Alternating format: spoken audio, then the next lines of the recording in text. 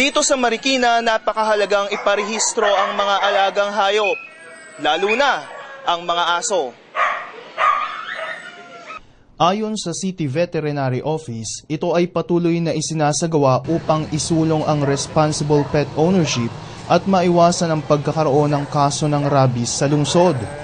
At sa isang ordinansa, simula pa noong taong 2003, ipinag-uutos na ng konseho sa lungsod ang pagpaparehistro ng mga alagang hayop. Taon-taon, nagsasagawa ng pet registration ang Marikina sa iba't ibang barangay. Kinakailangan lamang dalhin ang alagang hayop sa itinalagang lugar at petsa ng pagpaparehistro.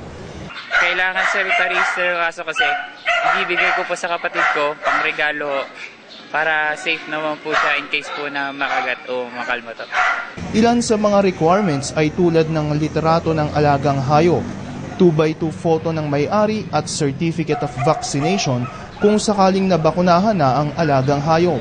Samantala, 75 pesos lamang ang registration fee at sa halagang ito, libre na ang anti-rabies vaccination.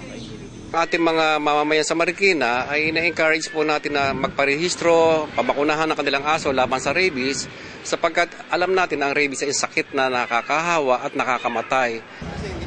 Sa pamamagitan ng pagpaparehistro, makakaiwas na sa paglaganap ng rabies, iwas din sa malaking multa. Tinatayang aabot sa 3,000 piso ang maaaring imulta ng isang pet owner, 1,000 piso para sa hindi pagpaparehistro at 2,000 piso naman kung walang bakuna ng anti-rabies. Ayon sa City Veterinary Office, muling isasagawa ang taunang pet registration sa iba't ibang barangay mula Agosto hanggang Setyembre. Para naman sa year-round registration, maaari kayong magsadya sa kanilang tanggapan o tumawag sa CVO hotline number 475-4719. JP Agulay, Marikina News.